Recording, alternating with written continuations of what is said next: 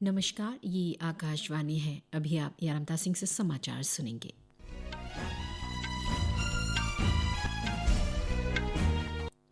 पहले मुख्य समाचार। भारतीय जनता पार्टी ने लोकसभा चुनावों के लिए आज अपना घोषणा पत्र जारी कर दिया है। इसे संकल्प पत्र नाम दिया गया है। सूचना प्रौद्योगिकी मंत्रालय और भारतीय सेना ने एक विशेष रेडियो स्टेशन का सफलतापूर्वक संचालन किया। प्रधानमंत्री पूर्वोत्तर क्षेत्र को दक्षिण पूर्वी एशिया का प्रवेश द्वार बनाने के लिए प्रयासरत जेपी नड्डा। राष्ट्रपति, उपराष्ट्रपति और प्रधानमंत्री ने आज संसद परिसर में डॉक्टर भीमराव आम्बेडकर की 134वीं जयंती पर उनकी प्रतिमा पर पुष्पांजलि अर्पित की। अब समाचार विस्तार से। भारतीय जनता पार्टी ने लोकसभा चुनावों के लिए आज अपना घोषणा पत्र जारी कर दिया है। इसे संकल्प पत्र नाम दिया गया है। नई दिल्ली स्थित भाजपा मुख्यालय में जारी किए गए संकल्प पत्र में एक राष्ट्र एक चुनाव, समान नागरिक संहिता और एकल मतदाता सूची का वादा किया गया है। भाजपा के वरिष्ठ नेता और प्रधानमंत्री नरेंद्र मोदी, पार्टी अध्यक्ष जगत प्रकाश नड्डा, राजनाथ सिंह, अमित शाह और निर्मला सीतारमण की उपस्थिति में यह संकल्प पत्र जारी किया गया। संकल्प पत्र में भाजपा ने प्रधानमंत्री गरीब कल्याण अन्न योजना के अंतर्गत मुफ्त राशन की सुविधा को अगले 5 वर्ष तक जारी रखने की बात कही है। साथ ही आयुष्मान भारत योजना में देश के सभी वरिष्ठ नागरिकों को शामिल करने का वादा किया गया है। संकल्प पत्र में 3 करोड़ लखपति दीदी बनाने पर बल दिया गया है और पीएम सूर्य घर योजना के साथ बिजली बिल शून्य करने का वादा किया गया है। भाजपा ने देश को दुनिया की तीसरी सबसे बड़ी अर्थव्यवस्था के साथ साथ वैश्विक विनिर्माण केंद्र बनाने का वायदा किया है।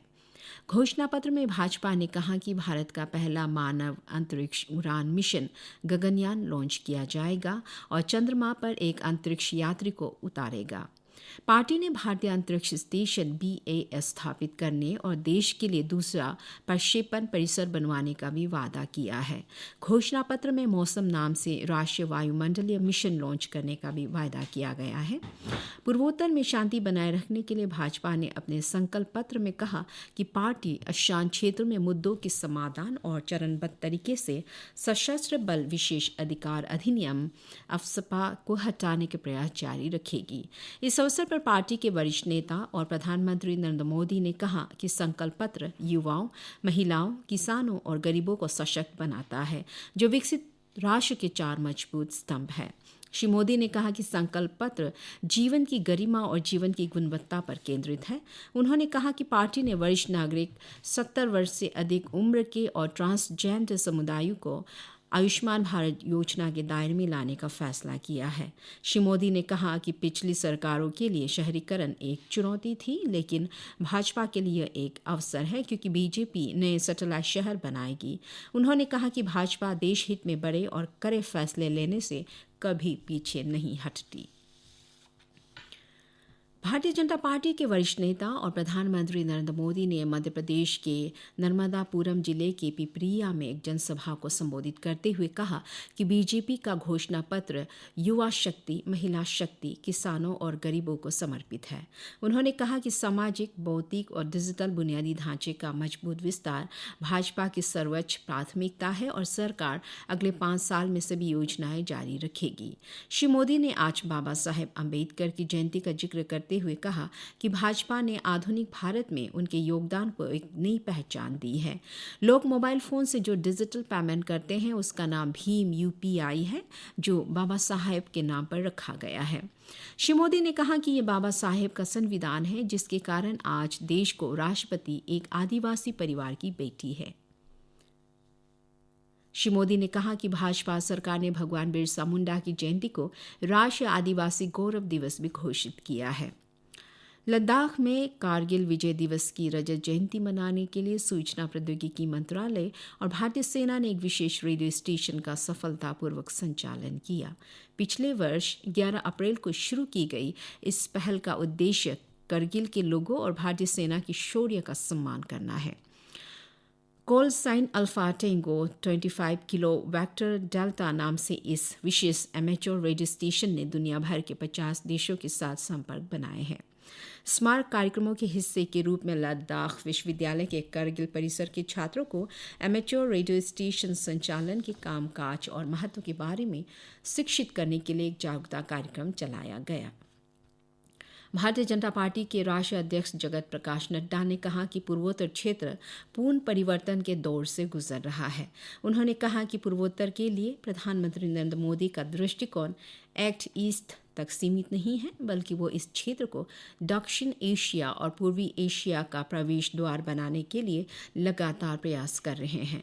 नागालैंड के चुमोकी दीमा में आज पीपल्स डेमोक्रेटिक अलायंस के उम्मीदवार डॉक्टर चुम्बेन मुरी के समर्थन में एनडीए की एक रैली को संबोधित करते हुए श्री नड्डा ने कहा कि श्री मोदी ने राजनीति की संस्कृति, परिभाषा और शैली को बदल दिया है। उन्होंने कहा कि कांग्रेस शासन में पूर्वोत्तर फूट डालो और बांटो की समस्या से जूझ रहा था, लेकिन बीजेपी एनडीपीपी शासन में पूर्वोत्तर को डिवाइन मॉडल में बदल दिया गया है।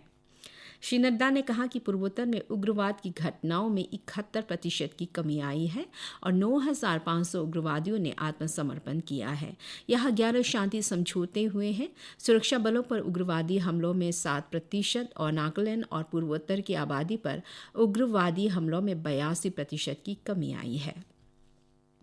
उन्होंने ये भी कहा कि 3 अगस्त 2015 को नागा राजनीतिक समूहों और भारत सरकार के बीच फ्रेमवर्क समझौते पर हस्ताक्षर किए गए थे और 17 नवंबर 2017 को सहमति की स्थिति और सुरक्षा पर चर्चा की गई थी। श्री नड्डा ने लोगों को आश्वासन दिया कि यदि नरेंद्र मोदी तीसरी बार प्रधानमंत्री बनते हैं तो समझौते को आगे बढ़ाया जाएगा और हम सर्वांगीण शांति और विकास की दिशा में काम करेंगे। उन्होंने ये भी कहा कि प्रधानमंत्री मोदी और मुख्यमंत्रियों के समर्थन से विकास के हीरा मॉडल पर कार्य किया जा रहा है, जिसमें राजमार्गों, इंटरनेट, रेलवे और वायुमार्ग का विकास किया जा रहा है। उन्होंने कहा कि विपक्षी गठबंधन परिवारवादी पार्टियों का गठबंधन है। उनके नेता या तो जेल में हैं या जमानत पर बाहर हैं। राष्ट्र आज भारतीय संविधान के प्रमुख शिल्पी डॉक्टर BR अम्बेडकर को उनकी जयंती पर श्रद्धांजलि अर्पित कर रहा है। इस अवसर पर देश में कई कार्यक्रम आयोजित किए गए हैं।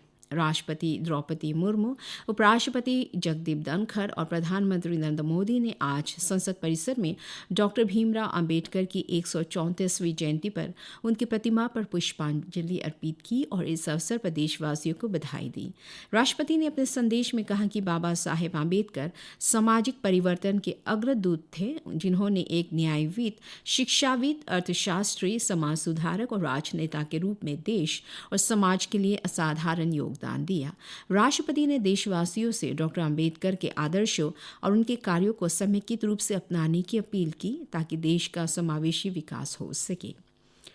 उपराष्ट्रपति डॉक्टर जगदीप धनखड़ ने भी अंबेडकर के आदर्शों को अपनाने और न्यायपूर्ण तथा समानतापूर्ण समाज के प्रति बाबा साहेब की दृष्टि को साकार करने की दिशा में कार्य करने की अपील की।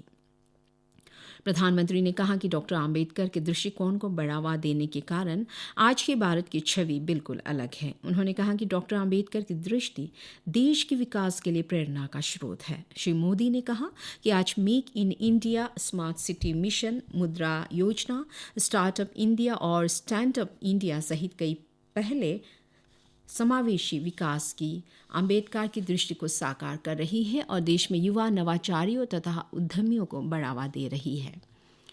रक्षा अनुसंधान एवं विकास संगठन DRDO और भारतीय सेना ने कंधे से लॉन्च की जाने वाली स्वदेशी anti tank guided missile weapon प्रणाली का सफल परीक्षण किया। कल राजस्थान के पोखरण फायरिंग रेंज में ये परीक्षण किया गया। एंटी टैंक गाइडेड मिसाइल का दिन और रात में कभी भी इस्तेमाल किया जा सकता है। इसमें आधुनिक युद्ध टैंक को ध्वस्त करने की क्षमता है। रक्षा मंत्री राजनाथ सिंह ने प्रणाली के सफल परीक्षण के लिए DRDO और भारतीय सेना की प्रशंसा की है और इस कदम को उन्नत प्रौद्योगिकी आधारित रक्षा प्रणाली विकास में आत्मनिर्भरता की दिशा में एक महत्वपूर्ण कदम बताया है।